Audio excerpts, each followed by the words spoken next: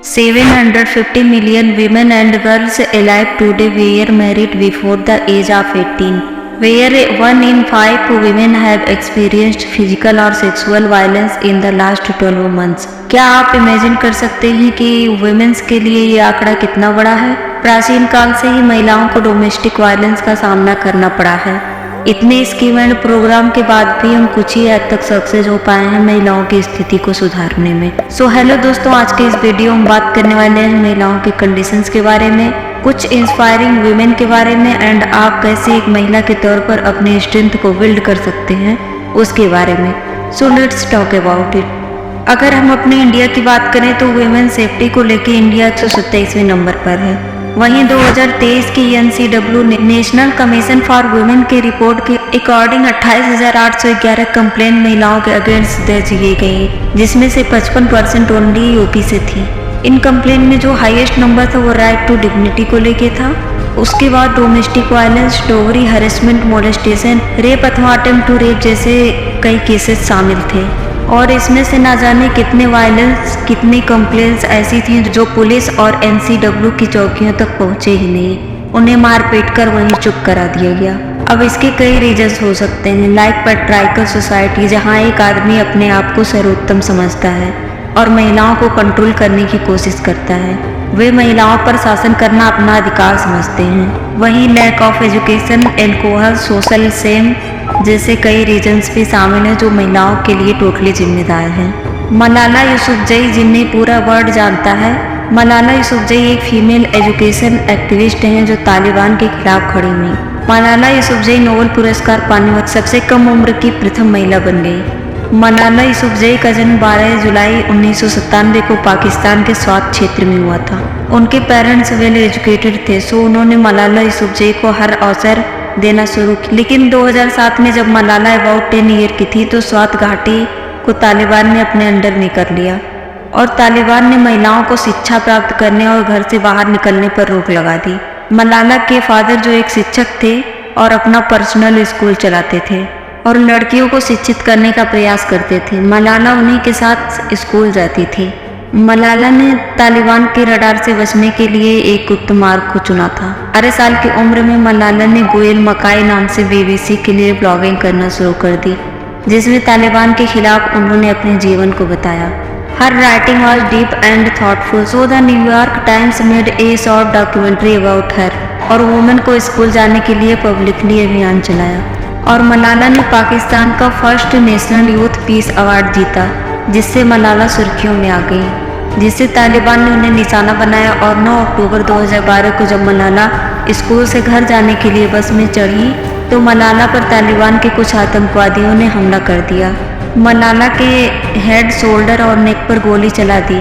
Then Malala was only 15 year old. Bus driver उन्हें immediately hospital ले गया और सर में गोली लगने की वजह से मलाला का सर पार्शियली डैमेज हो गया, जिसके बाद उन्हें ब्रिटेन के एक हॉस्पिटल में पहुंचाया गया और तालिबान ने अपने एक बयान में गोली मारने की पूरी जिम्मेदारी भी ली।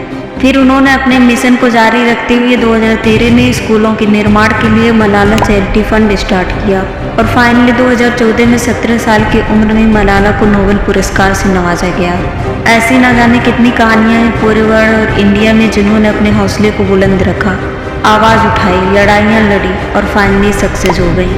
हमारे इंडिया में चाहे जितनी स्कीम आ जाए महिलाओं को बचाने के लिए, जब तक आप अपनी आवाज़ नहीं उठाएंगे कोई बदलाव नहीं आने वाला है। Don't wait for someone else to come and speak for you, it's you who can change the world. आपको अपनी आवाज़ खुद बनना होगा, अपने आप को वैल्यू और रिस्पेक्ट देनी होगी।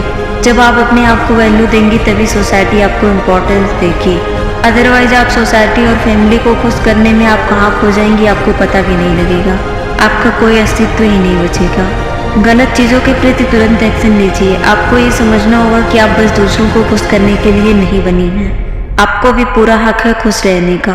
Government has launched many scheme for the women like Beti Bachao Beti Padhao, महिला शक्ति केंद्र, Ujjwala scheme and many more. But इससे क्या होगा जब आप अंदर ही अंदर कमज़ोर होंगी तो? अगर आप वही बनती जा रही हैं जो सोसाइटी आपको बना रही है तो बदलाव कभी नहीं आएगा। आपको अपना माइंडसेट बदलना होगा, अपनी पावर को समझना होगा, आपको समझना होगा कि अगर आप सीता हैं तो ज़रूरत पड़ने पर आप दुर्गा और काली भी बन सकती हैं। आपको समझना होगा अपनी स्ट्रेंथ को। आपको समझना होगा कि आप अत्याचारों के लिए नहीं बनी हैं, आप आसमान में उड़ने की ताकत रखती हैं। Be strong, be fearless, B beautiful and believe that anything is possible. आपसे ही ये पूरी दुनिया है, इसलिए इस दुनिया को आप ही बदल सकती हैं। विपरीत परिस्थितियों में ही हमें स्ट्रेंथ मिलती है और इस स्ट्रेंथ को आप उन जंजीरों, उन बेड़ियों को तोड़ने में लगाइए जो आपके हक को छीनकर आप पर थोप दी गई। उस चक्र को तोड़ने के लिए लगाइए जो प्यार के लिए बनी आपकी दीवारों के भीतर डर पैदा करता है कि एक आवाज़ बस आपकी आवाज़ नहीं होगी, वो ना जाने आप जैसी कितनी औरतों को इंस्पायर करेगी, उनके जीवन को बदल देगी जो डोमेस्टिक वायलेंस अथवा फिजिकल और सेक्सुअल एब्यूजेस के शिकार होती हैं। Remember your power lies not just in your words but in your action. अब अपने आसपास की महिलाओं के लिए हाथ बढ़ाइए, उनकी मदद कीजिए, उन्हें इमोशनल सपोर्ट दीजिए और इन सब से निकलने के लिए आवाज़ उठाइए, उनको मेंटली प्रिपेयर कीजिए लड़ने के लिए। हम साथ मिलकर एक ऐसी दुनिया बना सकते हैं जहां प्यार हिंसा पर विजय पाता है, जहां करुणा सर्वोच्च होती है और जहां हर महिला, हर लड़की डर की छाया से मुक्त हो सकती है। और हम लोगों के सहयोग से ही एक वक्त ऐसा आएगा जब महिलाएं भी खुली हवा में सांस ले सकती हैं, वो फ्री हो सकती हैं, वो ऊपर उड़ सकती हैं, वो आसमान में उड़ सकती हैं, वो कुछ भी कर सकती हैं। पुरुषों से बस मेरी एक ही रिक्वेस्ट है, women are powerful no matter what language they speak, how they dress और the work they choose to do, so respect every women. लड़कियों को आपसे कुछ नहीं चाहिए होता है, बस आपकी रिस्पेक्ट ही काफ़ी है। सो रिस्पेक्ट एवरी वुमेन। उनसे ही हम हैं, आप हैं और ये पूरी दुनिया है।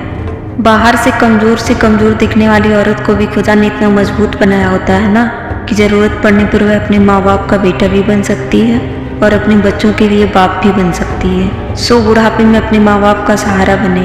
आपको पता भी नहीं है कि आपकी एक ऊंची आवाज़ भी आपके माँ बाप को अंदर से हिला के रख देती है। और अपने वाइफ की रिस्पेक्ट करें, उन्हें समझने की कोशिश करें, उससे अच्छा हमसफ़र इस दुनिया में कोई नहीं मिलेगा आपको। सो आज की वीडियो में बस इतना ही। Thanks for watching.